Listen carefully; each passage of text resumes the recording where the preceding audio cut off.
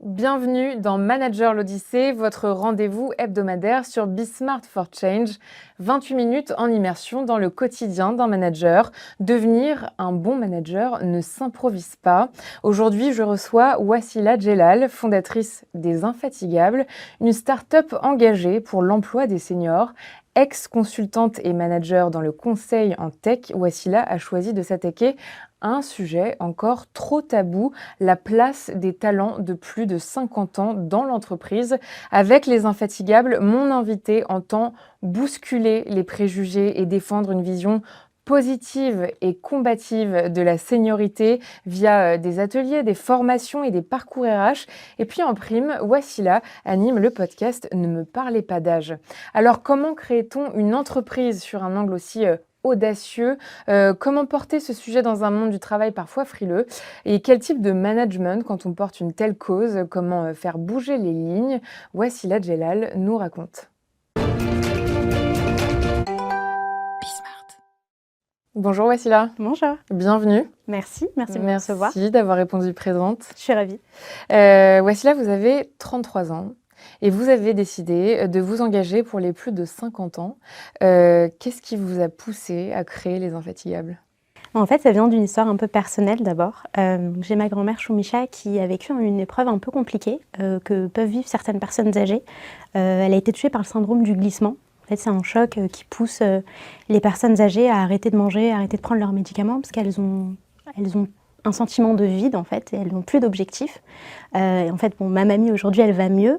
Mais en fait, en l'accompagnant, malgré elle, elle m'a poussée à m'intéresser au sujet des seniors tout d'abord.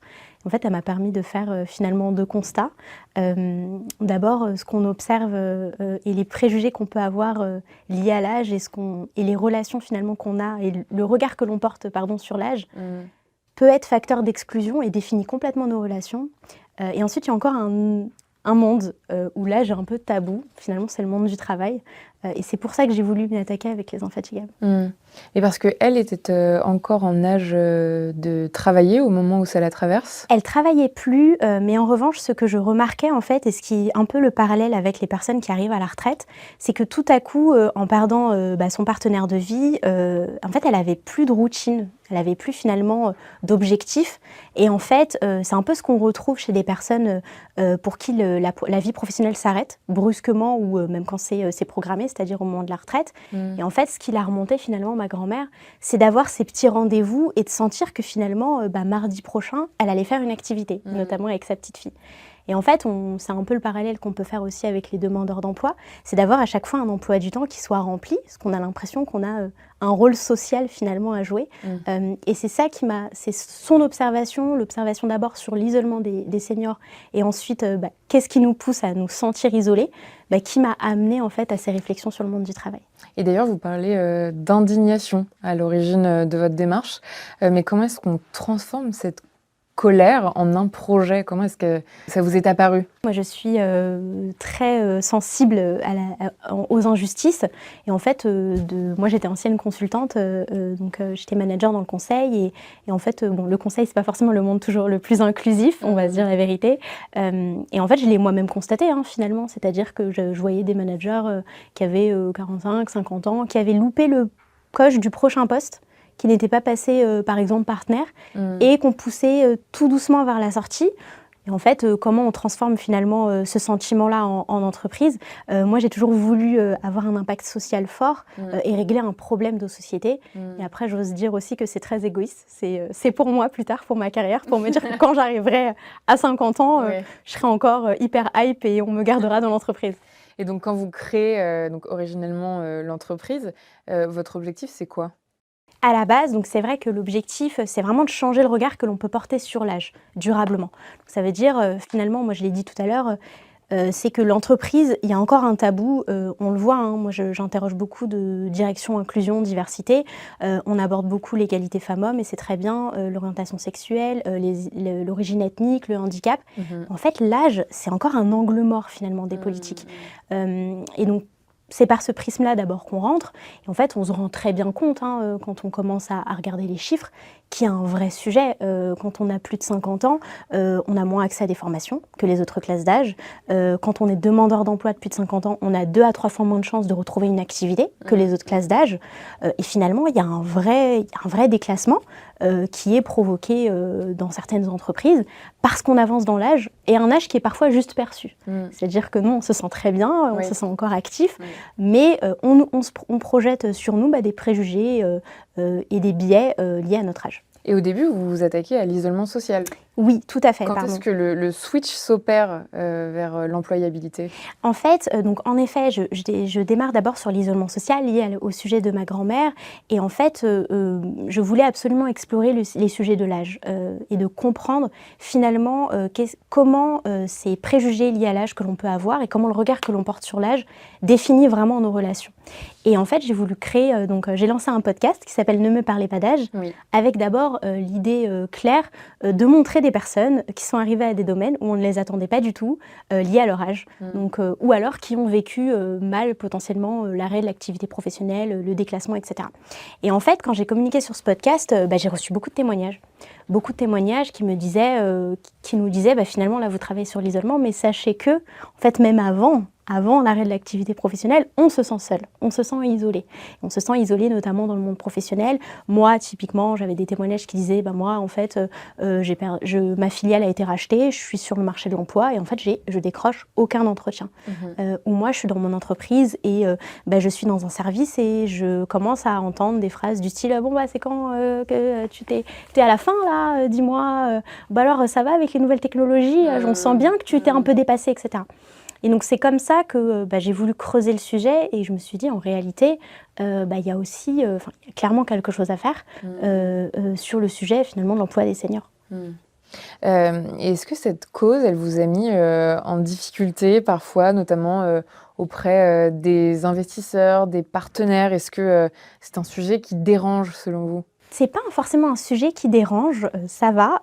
En revanche, c'est un sujet qui n'est pas encore très très bien abordé en réalité. On peut le faire sur 2 prismes. En réalité, vous avez d'abord les alliés, c'est-à-dire justement des entreprises qui ont plutôt des directions inclusion, diversité et qui se posent la question de l'âge. En général, elles se rendent quand même compte qu'il y a un vrai sujet. Et là, c'est vrai que elles sont plutôt enclines à prendre des actions, mais elles ne savent pas par quelle boule prendre. En effet, j'ai pu avoir plus de difficultés pour des entreprises pour lesquelles en fait, le sujet est hyper ancré, c'est-à-dire que les préjugés liés à l'âge sont hyper ancrés. Vous avez des boîtes qui nous disent, on ne va pas se mentir, oui, mais bon, vous nous dites de recruter des seniors, mais ça coûte quand même cher, quand même, ils sont durs à manager. Nous, nos plus de 55 ans, certains dans des services, ils sont à leur 5e réorganisation et du coup, ils sont un peu blasés. Et donc, en fait, ils diffusent le mauvais message. Donc, en fait, comment on fait? On aimerait bien un petit peu les pousser vers la sortie. Donc, c'est vrai que ça peut nous... Là, qu'est-ce que vous leur dites? Moi, ce que je leur dis, évidemment, c'est... déjà, je leur montre plein d'études qui montrent que finalement, ça peut être un levier de productivité, parce qu'il faut aussi parler le langage de ces entreprises-là. Et finalement, ce que je leur dis aussi, c'est que ces talents-là, je les mets souvent face à leurs contradictions, parce que c'est souvent des entreprises qui ensuite ont du mal à recruter sur d'autres postes. C'est-à-dire qu'elles ont du mal à attirer les plus jeunes. Et en fait, ces viviers-là de compétences et de talents que vous voulez pousser vers la sortie, en fait, finalement, c'est potentiellement des talents d'avenir de demain, dans des métiers qui n'existent pas aujourd'hui, mais qui vont exister, qui vont se développer. Et en fait, c'est des viviers de talents qui ont effectivement énormément d'expérience, qui savent manager des situations difficiles. Et donc, c'est pas vraiment un coût, c'est finalement un bénéfice. Et là, beaucoup d'études le montrent. Et quelles sont vos différentes missions? Comment est-ce que ça se décline alors chez les Infatigables? Alors, en effet, on a une démarche en 3 temps. D'abord, on a les entreprises qui, je vous l'ai dit, donc qui se posent la question de, on a fait passer un baromètre et on se rend compte que nos plus de 50 ans, ils ne sont pas contents. On ne sait pas pourquoi. Là, on les accompagne d'abord à un diagnostic. Nous, on a beaucoup de méthodes de diagnostic, de focus group, pour libérer la parole vraiment sur le sujet de l'âge. Ensuite, on a aussi des ateliers de sensibilisation. Donc là, typiquement, c'est parler de l'âge en entreprise, quels sont finalement les préjugés, les stéréotypes qu'on peut avoir. Et là, on parle des seniors, mais on parle aussi des jeunes, parce qu'il y a beaucoup d'idées reçues autour des différentes générations. Et donc, on va proposer ces ateliers de sensibilisation pour aider finalement à travailler ensemble. Et enfin, donc, on a 2 autres solutions. On a des parcours de formation qui justement permettent de réenchanter ce dernier tiers de carrière. Typiquement, donc on a ces seniors dont on parle, même s'ils n'aiment pas forcément qu'on les appelle comme ça, qui finalement se posent des questions sur leur dernier tiers de carrière. Et là, nous, on va proposer des ateliers et des parcours sur mesure. On va permettre d'aller creuser ses valeurs, d'aller creuser ses compétences, sa ligne de vie, et finalement se repositionner et activer pour les entreprises de la mobilité finalement, créer des nouveaux rôles. Finalement, j'ai envie de transmettre, j'ai envie d'être mentor, ou j'ai envie de prendre un poste sur un projet transverse, parce que finalement, c'est des sujets qui m'intéressent. Et enfin, évidemment, on va outiller les managers et les RH. Parce qu'aujourd'hui, on a un choc démographique qui nous attend. Et en fait, les politiques managériales et les politiques de suivi de carrière, RH, elles ne sont pas adaptées. Forcément, on vieillit plus, on est plus longtemps dans l'entreprise. En fait, à chaque âge et à chaque moment de la vie professionnelle, on va avoir des attentes différentes. Et ça, il faut accompagner ces attentes. Donc, on outille aussi les managers et les RH pour ça. Et vous parlez de seniorité positive. Ouais. Qu'est-ce que ça veut dire concrètement ? Alors nous, on publie beaucoup. Alors c'est intéressant parce que ça vient un peu le nom Les Infatigables vient un peu de ça. D'accord. Moi, quand j'ai créé Les Infatigables, j'ai beaucoup posé la question aux seniors, entre guillemets, comment est-ce qu'on s'adresse à vous, comment est-ce qu'on vous parle, etc. Et souvent, ce qui ressortait, c'était, en fait, on en a marre, parce que c'est hyper péjoratif. On nous envoie souvent des communications très santé, très bleues, très vieillissantes. En général, quand on commence à vieillir, on nous envoie des mails sur la prévention des AVC ou la prévention des chutes. Et c'est hyper déprimant. Donc déjà, j'ai créé Les Infatigables avec ce nom en me disant il faut qu'ils puissent se sentir avec un sentiment d'appartenance et qu'ils se sentent valorisés finalement. Et quand je parle de seniorité positive, nous, sur nos réseaux sociaux, on publie beaucoup de contenu. En fait, c'est essayer de déconstruire finalement ce mot senior, qui est un mot un peu péjoratif, qui est un peu utilisé mal, parfois, en tout cas pour qualifier cette population. Qu'est-ce qu'il faut dire alors ? Alors c'est intéressant, nous, on utilise le mot talent expérimenté en général, ça ils préfèrent. On peut dire les infatigables, par exemple, la semaine dernière on était sur un parcours et justement c'est là où je me disais que c'était une victoire. On a un parcours de managers de plus de 55 ans qui ont créé après la formation un groupe WhatsApp entre les infatigables, ça veut dire qu'ils apprécient le nom, ils se sentent infatigables. Mais voilà, la seniorité positive c'est ça, c'est mettre finalement en valeur des personnalités un peu invisibilisées. Donc on n'a pas parlé mais forcément des femmes de plus de 50 ans aussi qui sont beaucoup invisibilisées. C'est de montrer des personnes... C'est-à-dire quoi ? C'est-à-dire que là c'est la double peine ? Absolument, c'est complètement la double peine pour les femmes. En fait, ça c'est des études qui le montrent.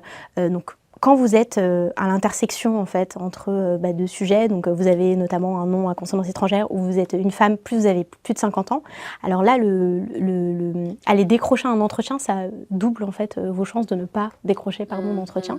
Donc c'est un vrai sujet. D'ailleurs, il y a beaucoup d'associations qui s'attaquent à ce problème-là. J'aimerais bien les citer, notamment Force Femmes, qui justement accompagne et aide les femmes de plus de 50 ans à retrouver une activité, à rebondir. Et je reviendrai même là-dessus, on fait le parallèle avec le cinéma ou la télé. Plus vous avancez dans l'âge et moins vous voyez de présentatrices de plus de 50 ans. C'est idem dans le cinéma. Vous regardez un petit peu, moi je prends la métaphore de Spider-Man. Vous avez la tante de Peter Parker. Dans le premier Spider-Man, en fait c'est une grand-mère, quoi, donc elle a l'air d'en avoir 70. Là, je vous invite à faire le test. Si vous allez voir le dernier Spider-Man, elle a l'air d'en avoir 35. Vous vous dites qu'il y a quand même un sujet d'âge qui est un peu spécial. Et en fait, de plus en plus dans le cinéma, on invisibilise finalement les actrices. Ah, vous pensez ? Ah oui, j'en suis certaine.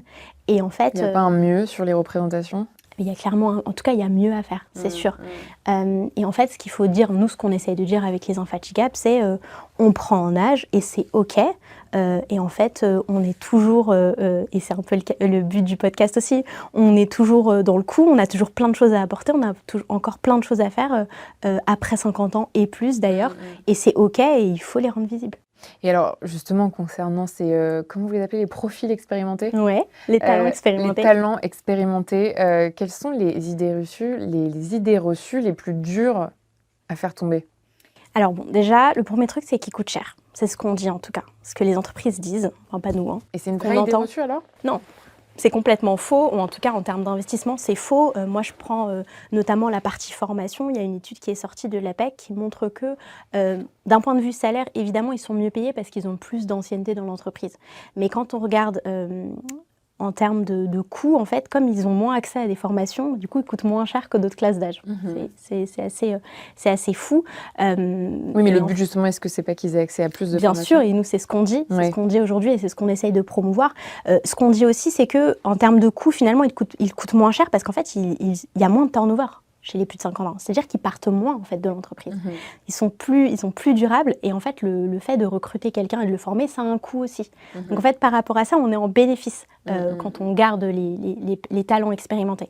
Et dans les autres préjugés, il y a plein de choses. Il y a le fait qu'ils soient pas à même à maîtriser de nouvelles technologies. Ça, c'est pareil, c'est complètement faux, Ok. en fait. Il y a également le fait qu'ils soient moins engagés, qu'il y ait plus d'absentéisme. Ça, c'est faux. C'est une étude APEC aussi qui l'a montré. Donc, ils sont pas moins absents, les plus de 50 ans. Mais de manière générale, et ce que j'aimerais dire, c'est que ces talents expérimentés-là, ou seniors, ou peu importe, en fait, c'est pas un groupe homogène. Oui, bien sûr. Ouais. Finalement, c'est un groupe hétérogène, tout comme les idées reçues qu'on peut avoir Bien sur sûr. la génération Z. Donc, voilà, ils ont un rapport au travail un petit peu, où ils n'ont pas envie de bosser, etc. C'est pas vrai en fait. Finalement, c'est un groupe qui est très hétérogène avec des attentes qui sont différentes et on peut très bien avoir 58 ans et être encore à fond. Et c'est le cas. Enfin, nous, on a des témoignages qui disent moi, la course à la carrière, elle n'est pas finie en fait. Ouais. Et d'autres qui sont peut-être un peu plus usés, un peu plus fatigués et c'est ok. D'où l'importance du cas par cas. Exactement. Et comment est-ce qu'on sensibilise alors des RH ou des managers à ce sujet sans les braquer? Est-ce que c'est mission impossible? Non, c'est pas mission impossible parce que c'est ce qu'on fait. Bon, déjà, il faut détendre tout le monde. C'est un peu ce qu'on dit. Nous, on a des contenus très ludiques et très positifs basés sur l'humour. On essaye complètement de déconstruire ces préjugés-là. Par exemple, on fait un truc qui s'appelle le débat mouvant. En fait, on va poser des questions hyper clichés sur les populations que l'on veut cibler. Et en fait, on va après donner les données derrière, donc toutes les études qui montrent que... pour déconstruire tous les préjugés. Exactement. Et puis, on essaye vraiment de baser ça sur l'humour, et montrer que finalement, et c'est un peu le message, tout le monde est concerné. Ça, c'est un vrai sujet. Dans nos ateliers de sensibilisation, l'idée, c'est pas juste d'avoir des managers entre, 35 et 45 ans, c'est d'avoir tout âge, parce que les injonctions en fait liées à son âge, elles peuvent arriver après 50 ans, mais en réalité, elles peuvent arriver à 37 ans, quand vous êtes une femme, vous êtes célibataire et que vous n'avez pas d'enfants. Tout à coup, on va vous faire des petites remarques en vous disant « Ah, mais est-ce que tu es carriériste? Est-ce que tu veux vraiment des enfants? Et pourquoi t'en as pas ?» etc. Ça peut être en effet à 55 ans, ça peut être à 45, ou ça peut être à 22 parce que vous êtes hyper pressé de votre point manager et on vous dit, parce que moi on me l'a dit, on vous dit en fait, toi t'es un jeune et tu veux tout de suite, attends un petit peu, etc. T'es trop pressé. Donc voilà, finalement, ce qu'on dit surtout dans ces ateliers de sensibilisation, c'est que c'est un sujet qui touche tout le monde. Et vous intervenez aussi, vous l'avez dit, auprès des salariés seniors. Comment est-ce que vous les aidez à reprendre confiance en eux? Là, dans nos parcours de formation, typiquement, on a plusieurs ateliers. Déjà, la reprise de confiance, je pense qu'elle passe clairement par une vraie reconnaissance, et c'est un peu ce qui manque parfois, de son parcours. Nous, par exemple, on a un atelier qui s'appelle la ligne de vie des infatigables, où vraiment on se rend compte que ces talents expérimentés-là, ça fait un petit moment en fait qui ne sont pas posés de questions sur tout ce qu'ils ont fait, toutes leurs victoires, toutes leurs petites réussites, finalement tout ce qui fait leur expérience au global. Donc ça, c'est un premier sujet de remise en confiance. Et après, évidemment, on va lever les freins. Certaines entreprises nous disent nous, on ne comprend pas, on a des salariés dont le métier va disparaître et qui ne veulent pas se positionner, en fait, nous, on leur dit qu'il y a forcément des freins à lever. Il y a peut-être de l'autocensure, il y a peut-être des freins liés à la confiance en soi, mais peut-être aussi des freins liés à la stabilité. Peut-être que c'est un peu compliqué. Il y a un sujet, par exemple, qu'on adresse beaucoup. Quand on a, peu importe, on est un talent expérimenté et qu'on a managé des équipes, et tout d'un coup, on nous dit il n'y a plus d'évolution possible pour vous. Est-ce que vous ne voudriez pas prendre un projet en transverse, mais là, vous ne managez plus? Là, comment on fait pour lever ce frein-là, qui est un frein lié au déclassement? Finalement, est-ce que c'est si grave de plus manager? Donc, c'est vraiment, on essaye de donner ces clés-là, donc aller explorer ses valeurs, aller explorer ses compétences, est-ce qu'on est vraiment aligné? Et puis, tous ces freins qui nous empêchent d'aborder positivement la suite de sa carrière. Et vous créez aussi des instants synergie entre ces seniors-là, des managers, des recruteurs, des moments d'échange? Ouais, oui, bien sûr. Alors typiquement dans les focus group, c'est ce qu'on propose. Mmh. Donc c'est vraiment d'essayer de libérer la parole. Comme je disais dans nos ateliers de sensibilisation, on essaye en tout cas, on promeut d'avoir un maximum de personnalités différentes. Mmh. Et on propose aussi des conférences justement pour adresser le sujet d'un point de vue plus humoristique, pour parler de tous ces préjugés. C'est important l'humour? Bien sûr, Parce que ça transparaît aussi dans vos campagnes, c'est Ouais. un bon outil? Tout à fait, complètement. C'est vrai que sur Instagram ou sur LinkedIn, on utilise beaucoup l'humour, on utilise beaucoup les mèmes. Parce qu'en fait, on se rend compte que ça crispe un peu finalement. Ouais. Quand on parle de seniors. De toutes parts en fait. On n'a pas envie de se Exactement. faire appeler senior et les recruteurs n'ont pas forcément envie d'y mettre le nez non plus, quoi. C'est absolument ça, c'est absolument ça. Ça crispe un peu tout le monde. Et donc en fait, il faut apaiser, il faut dire que c'est ouais. OK, qu'il y a des solutions et que finalement, personne ne va être stigmatisé et que l'entreprise veut aller dans le bon sens et le collaborateur aussi Mmh. est là pour ça. Et en effet, on a même des entreprises qui nous le disent, hein, qui nous demandent des contenus plus humoristiques pour le coup, parce qu'ils se rendent bien compte qu'il faut Oui. l'aborder de cette façon-là. Sacraliser un peu le sujet, quoi. Exactement. Et s'agissant de vous, vous êtes une petite équipe encore en l'état, mais la cause que vous défendez, est-ce qu'elle se reflète dans votre recrutement? En tout cas, dans votre démarche de recrutement? Bien sûr, alors ça c'est marrant, c'est une question qu'on m'a déjà posée en d'autres termes. Est-ce que tu as déjà recruté un senior? Bah oui, parce qu'on se dit que vous devez Ouais, être bien sûr. exemplaire. Absolument. Alors moi, ce que je dis surtout, c'est que dans mon recrutement, et c'est un peu ce que je voulais faire aussi en montant une entreprise, c'est que je ne m'interdis rien. C'est-à-dire que j'essaye vraiment d'aller voir les compétences, donc peu importe l'âge. Donc en effet, on travaille avec des personnes.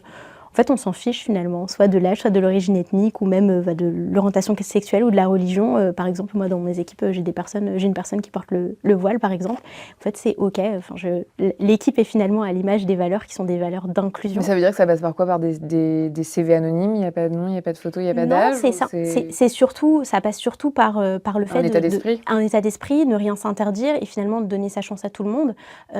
Et après, pour répondre à votre question, oui, dans notre advisory board, il y en a forcément.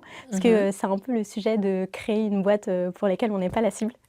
Bah, bien sûr. C'est-à-dire que j'ai 33 ans. Oui. Donc comment est-ce que je fais pour me mettre à la place de personnes qui potentiellement se sentiraient mal en entreprise et pour qui peut-être que je ne comprends pas bien les sujets. En tout cas, je ne veux pas parler à leur place. Oui. Donc forcément, on interroge énormément de talents expérimentés ou dits seniors et on travaille avec eux, en tout cas certains dans notre advisory board. Donc on prend absolument leurs conseils.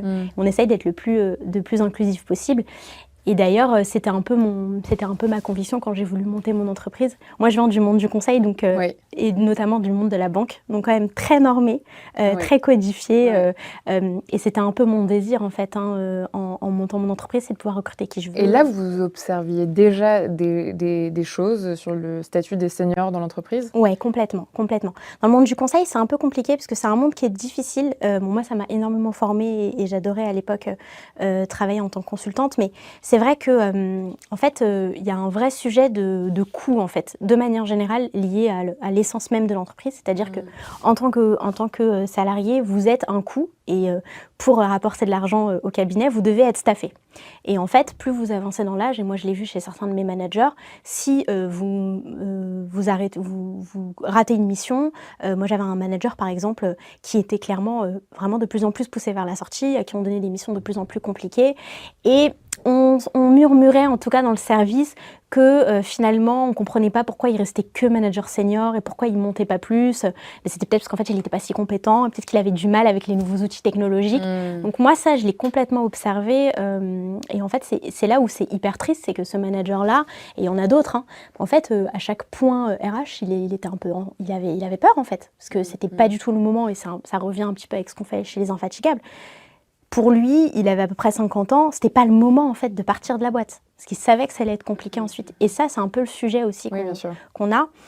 Moi, j'ai reçu des témoignages qui disent, par exemple, moi j'ai reçu là récemment un témoignage qui disait, moi j'ai un ami qui a 45 ans, là il quitte sa boîte pour rejoindre une autre entreprise, parce qu'il sait que ça là c'est le dernier moment en fait. Ah, c'est terrible. C'est terrible. Il projette déjà dans sa dynamique de carrière que après, il va falloir être plus calme au niveau de changement d'entreprise parce que ça va être plus compliqué. Et vous parlez des nouvelles technologies. Aujourd'hui, la digitalisation est primordiale. Vous pensez réellement que les seniors sont en capacité de s'adapter aussi bien que les jeunes ? Complètement, Ouais. complètement, ouais, je le pense. Ça, vous avez des exemples concrets, vous l'observez? Bien sûr, je vais vous donner juste l'exemple d'une personne qui s'appelle Marie-Odile, avec qui j'ai parlé hier, donc avec qui on va faire un partenariat justement pour créer un événement. Donc Marie-Odile, elle est en Martinique et justement après bien 25 années de salariat, il lui restait encore 12 ans. Elle s'est dit: «Je peux plus en fait, j'ai envie de faire autre chose». Elle monte son entreprise, elle s'est formée et aujourd'hui, elle accompagne les demandeurs d'emploi justement, ou créateurs d'entreprises Ouais. de plus de 50 ans, à maîtriser les outils technologiques, à se lancer, sur Instagram, à lancer une page, pour vendre ses produits et Ah oui. cetera. Donc on n'a rien à lui apprendre à On n'a Marie-Odile. rien à lui apprendre. Elle doit nous apprendre des choses et en Ouais. fait, ces constats, ils sont très simples, hein. C'est que, en fait, il faut juste prendre le temps, de monter en compétences et tout le monde en est capable et moi, je le dis, sur les préjugés, à l'époque, quand je parlais plutôt de l'isolement, on me demandait: «Est-ce que vous pensez que les seniors, ont du mal avec les outils technologiques?» Moi, je répondais: «Est-ce que vos parents ou vos grands-parents, ils vous envoient pas déjà des choses sur WhatsApp, des vidéos?» Des vidéos, des TikTok? Bah si, finalement et ils sont capables alors que bon, voilà, ouais. on aurait pu se dire qu'ils n'en seraient pas capables donc Et pour parler un peu de vous, Ouais. quand même, est-ce que vous vous sentez, parfois un peu seule dans ce combat? Oui, parfois c'est vrai qu'on peut se sentir un petit peu seul et encore, je trouve qu'il y a de plus en plus d'initiatives, qui Vous sentez plutôt une ressortent. énergie collective? Ouais, après moi je suis quelqu'un de très positif, D'accord. donc je suis plutôt d'un tempérament optimiste, et donc je sens bien que, en fait c'est un sujet dont les entreprises commencent à se saisir. En tout cas ça résonne, chez elles, donc ça c'est plutôt cool. Aussi parce qu'il y a un contexte en fait, hein, politique, qui fait que là, ça fait plusieurs années qu'on parle de la réforme des retraites, que ça revient et qu'on se rend absolument compte que l'allongement de la vie professionnelle va avoir un vrai impact. Donc moi je Autant dirais l'optimiser cette période. exactement, donc moi je trouve que ça va. En tout cas les entreprises avec qui on discute, on échange, elles sont plutôt enclines à faire quelque chose. Donc c'est Et plutôt vous cool. avez un ou des mentors, des figures qui vous guident dans vos moments de doute? J'en ai un qui m'a beaucoup guidée, donc qui n'est pas senior, parce que s'il l'entend, il va vraiment s'énerver. Non, non, je plaisante. C'est Anthony Babkin, donc le président de Diversity Days, parce que moi Ouais, je suis qui est passée venu par dans leur cette programme. émission, qui a inauguré cette émission. Ouais, bah, c'est top, la boucle est bouclée. Je suis passée par leur programme, et pour le coup, dans leur programme, en fait, si vous voulez, quand vous êtes entrepreneur à impact, vous avez beaucoup d'énergie pour changer les choses. Mais ensuite, il faut aussi, vous outiller et mieux structurer votre impact-là et parfois même, maîtriser un peu votre énergie. Parce que quand vous avez envie de changer les choses positivement, parfois vous vous éparpillez, et Diversity Days m'a beaucoup aidée là-dessus et Anthony en particulier. Donc s'il écoute d'ailleurs, Oui. je lui dis merci. Donc ça fait partie de mes mentors, mais j'en ai eu d'autres, qui m'ont beaucoup aidée, sur le suivi de mon entreprise, et qui me permettent en fait de prendre un petit peu de recul sur ce combat-là, et prendre un petit peu de recul sur l'évolution de mon entreprise. Ouais, et justement, en tant que manager, vous avez découvert des nouvelles facettes, de vous-même? C'est hyper intéressant parce que moi j'ai été manager à la fois dans le salariat, donc en Oui. tant que consultante, Oui. et ensuite, en tant qu'entrepreneuse, Vous c'est pas managez la des même seniors? chose. Non, je manage pas le senior, mais j'en ai managé par contre quand j'étais dans le conseil. OK. C'était hyper intéressant. Je me rappelle que j'avais eu un manager, qui était à 2 ans de la retraite. Donc qui avait vraiment, du coup, un drive complètement différent des autres Et vous n'aviez de que mon 28 équipe. ans? Et j'avais que 28 ans. Mais c'était hyper enrichissant, et comme je disais, en fait, c'est vrai que c'est pas la même chose, quand vous managez des équipes de votre propre boîte, de votre propre entreprise et quand vous managez, dans le conseil. Mais j'ai beaucoup appris, ce que j'ai découvert finalement, c'est que, il y a un vrai sujet en tout cas, il y a un vrai équilibre à trouver. Parce que moi, je suis plutôt une manager, qui a envie que les gens évoluent, parce que j'ai eu des managers, qui m'ont beaucoup permis de Oui. m'épanouir. Oui. Et donc en fait, moi, j'ai une vraie volonté de faire évoluer mes équipes, mais à la fois, vous avez toujours à côté, en tant qu'entrepreneur, le résultat de l'entreprise et donc cette espèce d'équilibre à trouver, parce que je suis aussi très orientée résultat, forcément. On a envie d'accompagner plein de seniors, plein d'entreprises. Donc c'est un peu ça que j'ai découvert, chez moi, c'est de trouver ce bon équilibre. Et puis après, moi, ce que je dis surtout en tant que manager, c'est que j'essaye vraiment de manager selon mes valeurs. Donc avec, Faut rester aligné. ouais, complètement. Donc des valeurs de justice, de bienveillance. Parce que j'ai eu des managers comme ça, j'ai eu des bons modèles, donc j'ai envie de le reproduire, dans mon management. Merci beaucoup, Wassila. C'est Merci. déjà la fin de cet entretien, c'est passé très vite. Merci, pour cet échange inspirant. Wassila Djellal, fondatrice des Infatigables. À la semaine prochaine pour un nouvel épisode de Manager l'Odyssée.